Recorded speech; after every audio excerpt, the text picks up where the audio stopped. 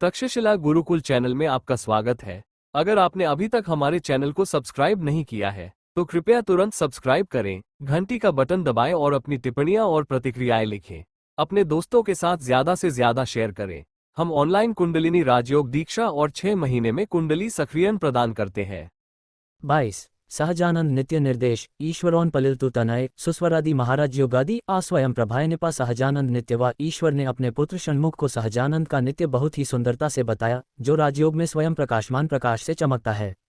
ये जानकर कि नित्य के भक्त शिव ही स्रोत हैं, षण्मुख ने विस्मय और आंखों से आंसू बहाते हुए पूछा, हे नगरवासी, कृपया मुझे सहजानंद सिंधु सुख की अनंत नदियों का आश्रय समझाएं और मेरी रक्षा करें।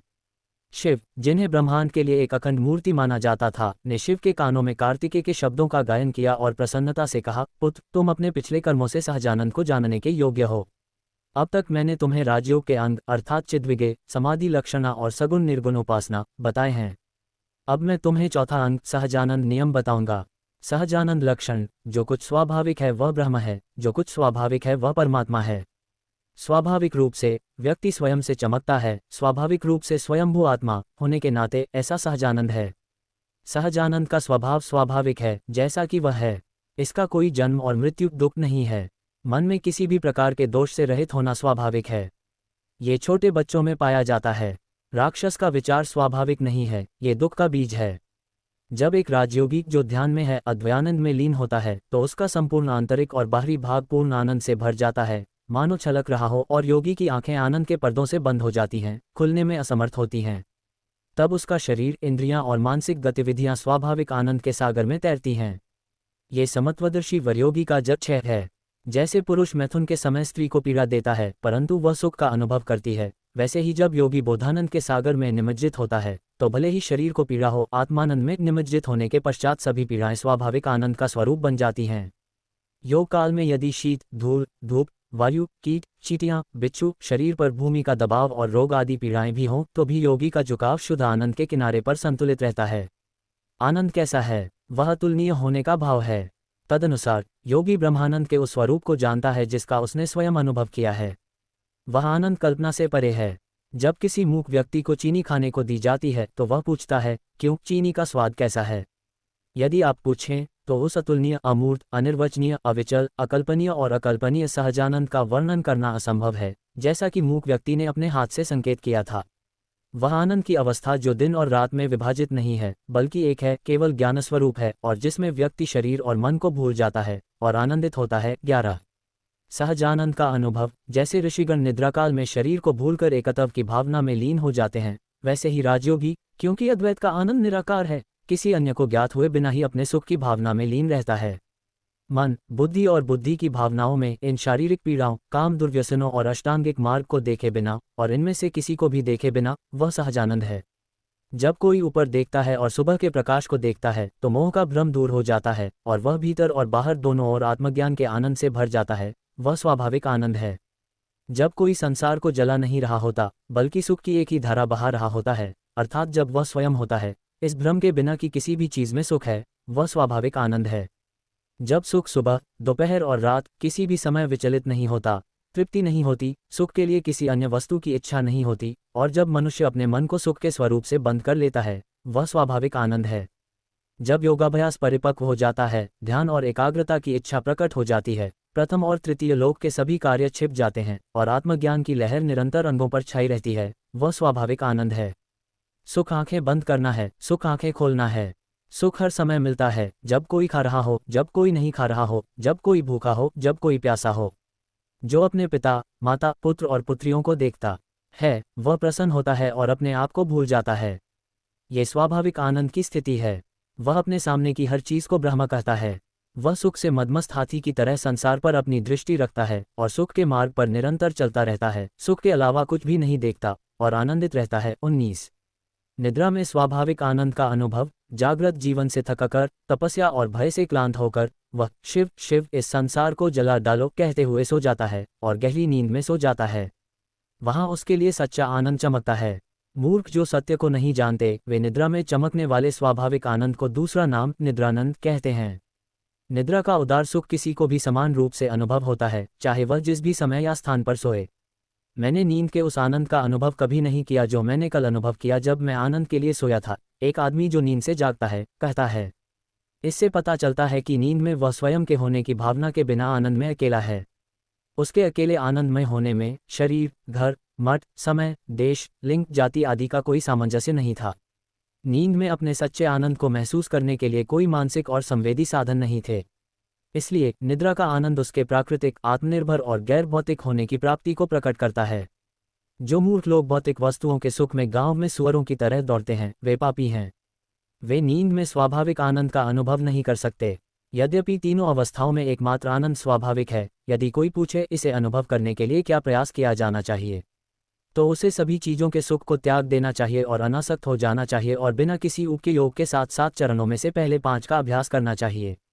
इस प्रयास से वह निस्संदेह स्वाभाविक आनंद प्राप्त करेगा। 23 ज्ञान के 7 क्षेत्र। हे हिमूति के पुत्र, सुनो, 7 क्षेत्रों में से पहले 3 धर्मात्माओं के लिए आरक्षित हैं, चौथा और 5वां उन सर्वोच्च प्राणियों के लिए जिन्होंने संसार का त्याग किया है, और अंतिम तुर्या और तुर्यातीता भूमि के आरूढ़ों के लिए, सच्चे आनंद के लिए।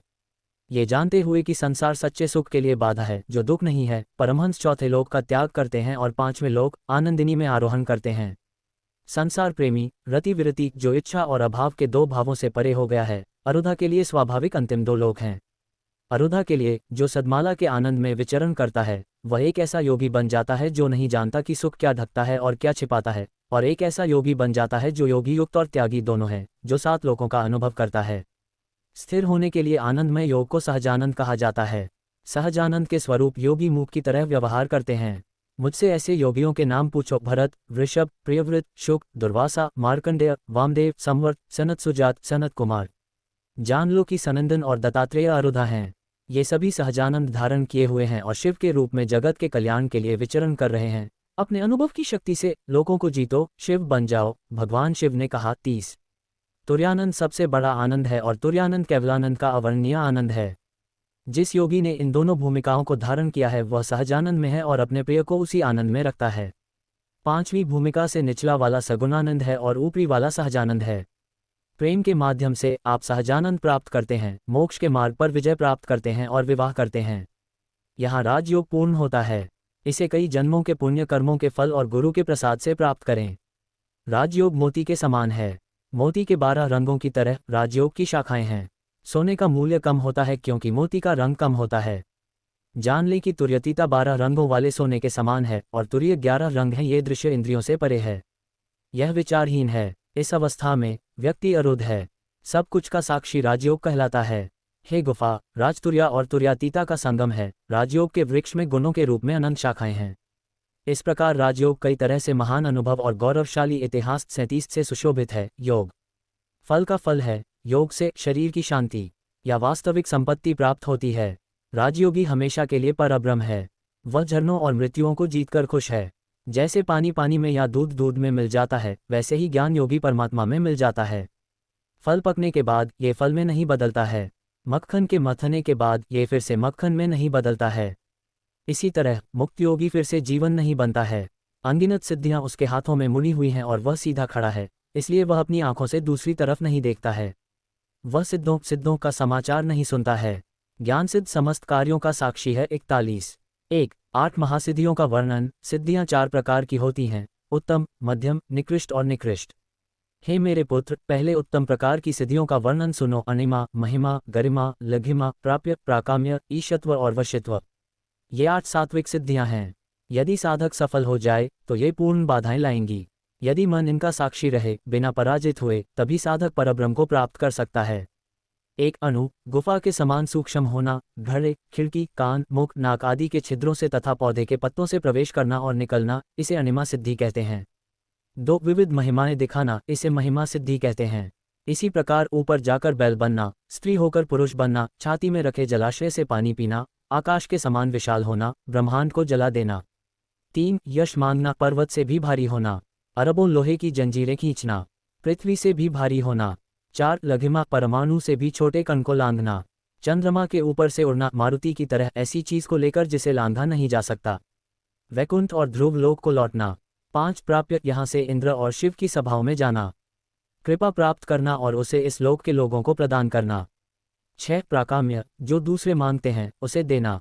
उदाहरण के लिए, जो लोग इसकी इच्छा रखते हैं उन्हें वह राज्य, स्वर्गीय मंत्रालय, धन, न्याय, दरबार में विजय, सौंदर्य और विभिन्न कलाएं और विज्ञान प्रदान करता है। 7 ईशात्वा, 2 शासनमुख, सुनो, ब्रह्मा, विष्णु, महेश्वर, इंद्र, अग्नि, धर्म, नैऋत्य आदि सभी देवता स्वयं जगत को चलाते हैं। और 8 अज, हरि, रुद्र, इंद्र तथा भारती, लक्ष्मी, पार्वती, नाना प्रकार के पशु, पृथ्वी, जल, अग्नि आदि देवता उनकी प्रजा हैं। ये 8 महान सिद्धियां शुद्ध ब्रह्म के सान्निध्य में हैं।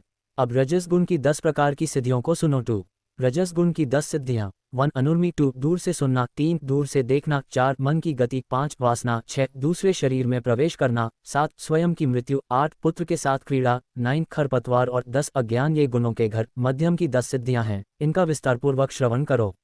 ये सगुण योगी के मन या घर में होते हैं। 1 उर्मी का अर्थ है कठिनाई, रेशा, अनुर्मी सिद्धि, इनको होने से रोकना है। उदाहरण के लिए, शरीर में बीमार न पड़ने और मरने की कोशिश करना। यदि भूख और प्यास का कष्ट मौजूद है तो वह उन्हें गायब कर देता है, और यदि दुख और मोह मन में आते हैं तो वह उन्हें गायब कर देता है। 2 दूर श्रवण का अर्थ है काशी में रहते हुए बोले गए शब्दों को सुनना, और दूर देशों में होने वाली खबरें खुद को ज्ञात हो जाती हैं। उदाहरण के लिए, रेडियो की तरह दूसरों के सुख और दुख, क्रोध, भेष, मंत्र, शास्त्र और उपदेशों के समाचार दूर से ही आ जाते हैं। 3 दूरदृष्टि का अर्थ है किसी नगर, जंगल, तीर्थ स्थल और सुख और दुख की घटनाओं को देखना जो किसी के घर से बहुत दूर हैं।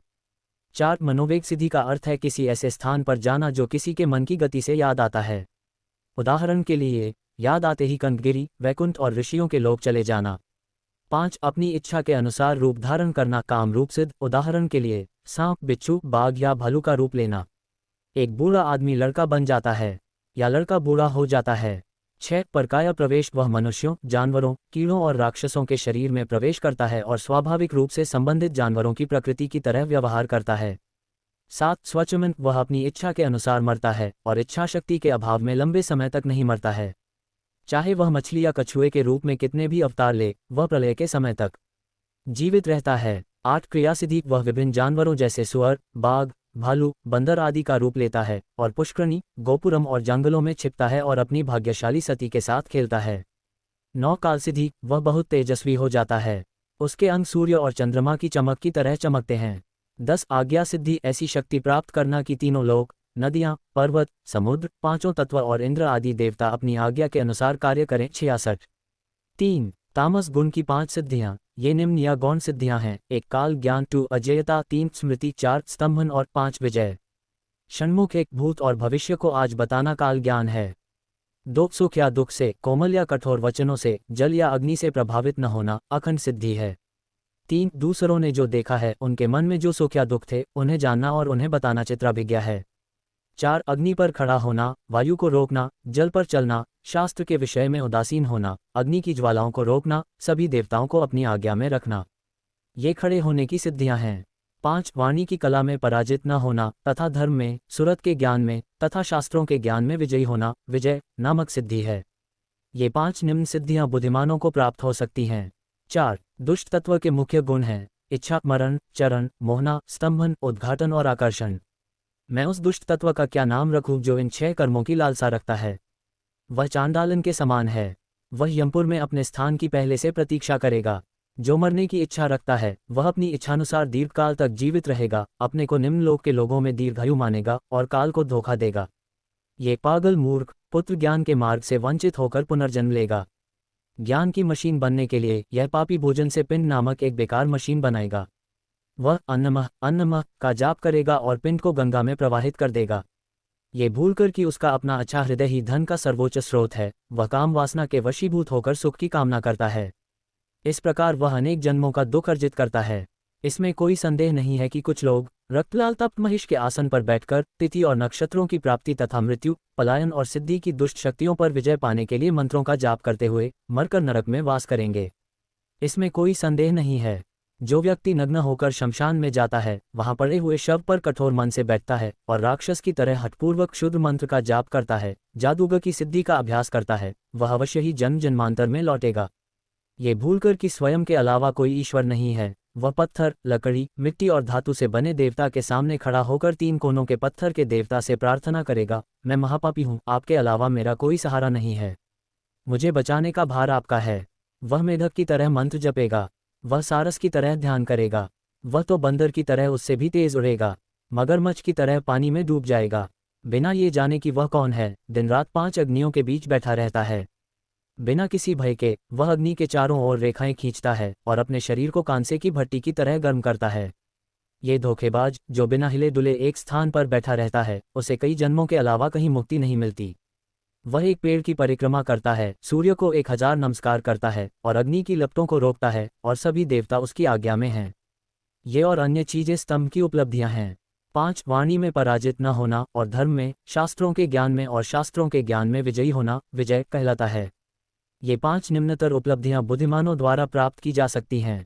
4 बुरे तत्व के मुख्य गुण हैं इच्छा, मारण, चरण, मोहना, स्तंभन, उद्घाटन और आकर्षण। मुझे उस बुरे तत्व का क्या नाम देना चाहिए जो इन 6 कर्मों को चाहता है? वह एक चांडालन की तरह है। वह यमपुर में अपने स्थान के लिए पहले से ही प्रतीक्षा करेगा।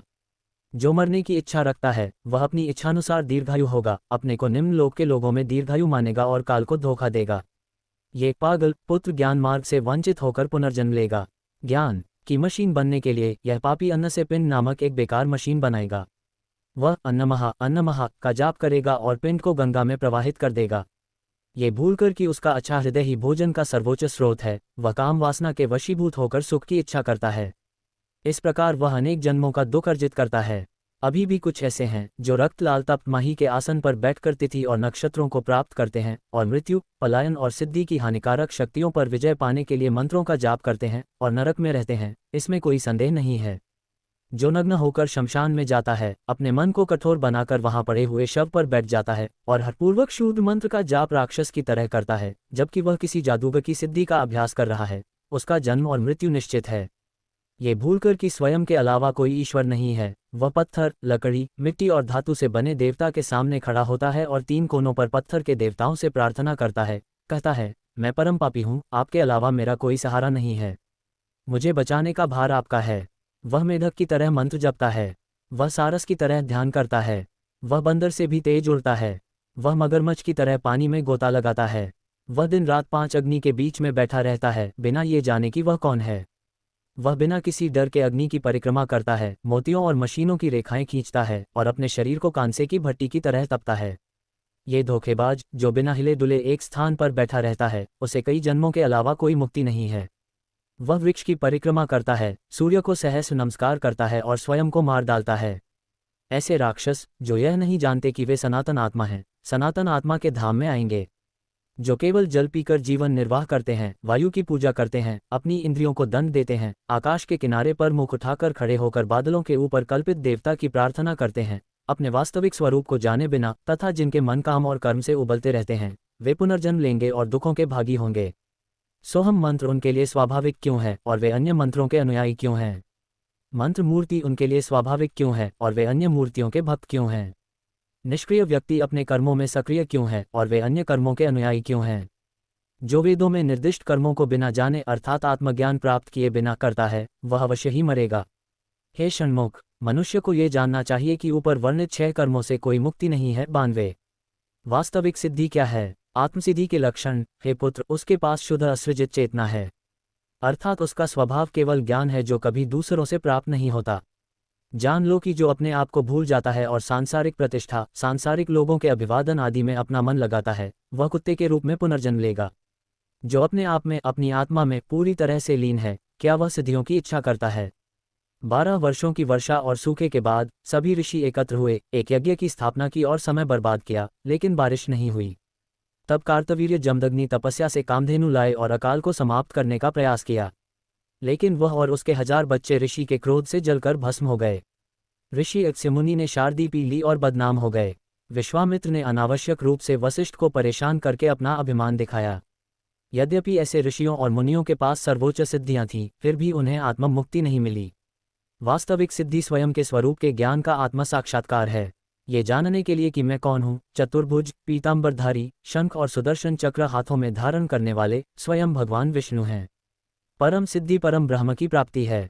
सिद्धियों में परम सिद्धि स्वयं के अस्तित्व का बोध है, ये निसंदेह जानना कि मेरा सिर, हाथ, नेत्र, मुख, गति, वाणी और संपूर्ण शरीर मेरा ही है। यही परम सिद्धि है, यही कैवल्य की प्राप्ति है, यही राजयोग की प्राप्ति है, निष्काम भाव से ब्रह्म में मन की प्राप्ति, यही सच्ची सिद्धि है। इसकी प्राप्ति के लिए अन्य सभी सिद्धियां द्वार पर प्रतीक्षारत दासियों के समान हैं। आत्मसिद्धि से जन्म मरण नष्ट हो जाते हैं। जब कोई व्यक्ति स्वयं द्वारा कल्पित प्रतीत होने वाले अकल्पित आत्मा की कल्पित उपलब्धियों के कल्पित भोगों से मोहित हो जाता है, तो वह उस व्यक्ति के समान है जो हाथी पर चढ़ गया है और उतरकर गधे पर बैठकर सवारी करना चाहता है। वह विचार से मुक्त है। परम सुख क्या है, ये भूलकर जो अल्पकालिक सिद्धियों की इच्छा करता है, वह कल्पना के फल के ज्ञान की ओर जाता है। जो अपने आप को दृढ़ता से धारण करता है, वही सच्ची सिद्धि है। सिद्धि आत्मा की शक्ति से अपने मन को जीतना है। यदि वह संसार की प्रतिष्ठा के लिए आत्मा के आसुरी गुणों की सिद्धियों में लिप्त होता है, तो वह यमभटों द्वारा चमड़ी उधेड़ दी जाएगी। भले ही एक सिद्ध पुरुष संसार को प्राप्त कर ले, यदि उसे स्वयं का ज्ञान नहीं है, तो वह मुक्त नहीं होगा। यदि उसके पास धन है, तो वह वेश्या बन जाएगा। यदि उसके पास धन है, तो वह वेश्या बन जाएगा। धन की तरह काम का फल तपस्या है, और यदि उसके पास तपस्या है, तो सिद्धियां हैं। इन सिद्धियों के साथ वह अनगिनत बंधनों में गिर जाएगा। काल और कर्म के प्रभाव से सिद्धियां लुप्त हो जाएंगी। फिर वह अगले जन्मों में गिर जाएगा। यदि कोई तपस्वी अपनी प्राप्त उपलब्धियों पर ध्यान केंद्रित करता है, तो वह भ्रष्ट हो जाएगा। क्या ये जीवों का संसार जो अपनी आंखों के सामने खुद का मनोरंजन करते हैं, उनकी अपनी सिद्धि नहीं है? मूर्ख अपनी सिद्धियों को भूल जाते हैं और एक अलग काल्पनिक सिद्धि का दावा करते हैं। वे स्वयं अपने पैरों पर पत्थर मारते हैं और भवसागर में गिर जाते हैं। हे षण्मुख, सुनो, मैं अपना रूप हूँ, जो भक्तों की सेवा करते हैं उनका सेवक हूँ। मुझमें और मेरे भक्तों में कोई अंतर नहीं है। यदि मूर्ख मेरे भक्तों का अपमान करते हैं, तो मैं उन्हें उनके वंश सहित नष्ट कर दूंगा। हे निर्गुण भक्तों, मेरे मूल रूप उनके हाथों और पैरों में सन्निहित है और मेरा शरीर उनके शरीर में सन्निहित है। जान लो कि उनका आचरण मेरा आचरण है, वे मैं हैं और मैं वे हूँ। मैं उनकी स्तुति करता हूँ जो उनकी स्तुति करते हैं। विश्वास करो कि मेरे भक्त शुद्ध ब्रह्म हैं। वे विष्णु, रुद्र, रवि, गणपति, पार्वती, जिद्देश्वर और शांतिमत हैं। सभी मेरे भक्त हैं, उनसे भिन्न कोई ईश्वर नहीं है। वे सजीव प्रतिमाएं हैं। 106। आत्म साक्षात्कार का फल आत्म साक्षात्कार स्वयं के रूप में अपने क्षेत्र में आत्म साक्षात्कार है। ब्रह्म की अवस्था में, जहाँ अविभाज्य ब्रह्म स्वयं है, देह चेतन नहीं रहता, सभी वस्तुएं जड़ से लुप्त हो जाती हैं। इस ज्ञान को विकसित किए बिना कि मैं एक जीव हूँ, जड़ शरीर नहीं, मनुष्य भवबंधन के धागे को नहीं काट सकता। क्या भ्रम के कारण रस्सी में सांप है, परंतु रस्सी है। रस्सी में सांप की भांति वेगवान ब्रह्म के अतिरिक्त और कौन सा शरीर है? मैं शरीर हूँ कहने की आदत ब्रह्म के ज्ञान से नष्ट हो जाती है, जो कि आधार है। इस प्रकार ज्ञान साक्षात्कार प्राप्त करने के लिए संपूर्ण ब्रह्मांड ही इच्छा का विषय है। परमेश्वर स्वयं है, यह अनुभूति कैसे हो सकती है? ऐसा पूछने वाले का संदेह निराधार है। अनात्म कैसे भूल सकता है? जो अखंड आत्मा बिना भूले सब कुछ जानती है, उसका कोई वृक्ष नहीं है, और अनात्म वस्तु को ऐसा ऐसा कहने का अवसर नहीं मिलता। आत्मा वही है जो है, कैसा है? वह जैसा है वैसा ही है, कैसा है? पूछने वाले के समान नहीं है। शरीर या जगत का आगमन और जाना सब भ्रम है। यदि कोई ब्रह्म को स्वयं जानता है, तो वह स्वयं को जानता है। यदि कोई नहीं जानता, तो भेद कैसे जान सकता है? भेद के ज्ञान से कोई अपने सत्य को नहीं जान सकता। आत्मा अविभाज्य या अद्वैत रूप है। स्वयं को जानने वाले आत्मज्ञानी में शरीर का एक प्रज्वलित बोध होता है। भले ही आत्मज्ञानी शरीर को इस प्रकार धारण करता हो कि यदि वह उसे छू ले तो उसे अनुभव न हो, बल्कि नग्न रहे, देह चेतना से रहित। वीर पुरुष भाग्य के शाप से उत्पन्न होने वाले रोगों की पीड़ा को वीरतापूर्वक सहन करता है और दुख होने पर भी अपनी ब्रह्म स्थिति से तनिक भी विचलित नहीं होता। ज्ञानी पुरुष का शाप समाप्त होने पर उसका शरीर भूमि पर गिर जाता है। वह शरीर से मुक्ति प्राप्त करता है। 110। ये बात हत्यारों, कायरों और बिना सोचे समझे भौंकने वाले दुष्ट लोगों को नहीं बतानी चाहिए। ये बात समदृष्टि से देखने वालों, मोक्ष की इच्छा रखने वाले पुण्यात्माओं और पूर्णिमा के चंद्रमा के समान शीतल कृपा दृष्टि रखने वालों को बताना उचित है। यदि तुम अब तक बताए गए राजयोग को सुनोगे और मन में उसका स्मरण करोगे, तो तुम्हें तेज से पूर्ण ब्रह्म पद प्राप्त होगा। मूर्ख के लिए ये शुभ हो। इसे प्राप्त करने वाले तुम धर्म जगत का मंगल करो। मेरी आज्ञा के अनुसार समस्त प्राणियों का सदैव कल्याण हो। शिव जी की इस प्रकार शिक्षा सुनकर षण्मुख ने गुरुदेव का स्मरण करते हुए सोचा, हे शिव, हे शिव, हे सदाशिव, क्या मैं राजयोग प्राप्त करके अपने भीतर सत्यानंद का आनंद प्राप्त कर सकता हूँ? 15।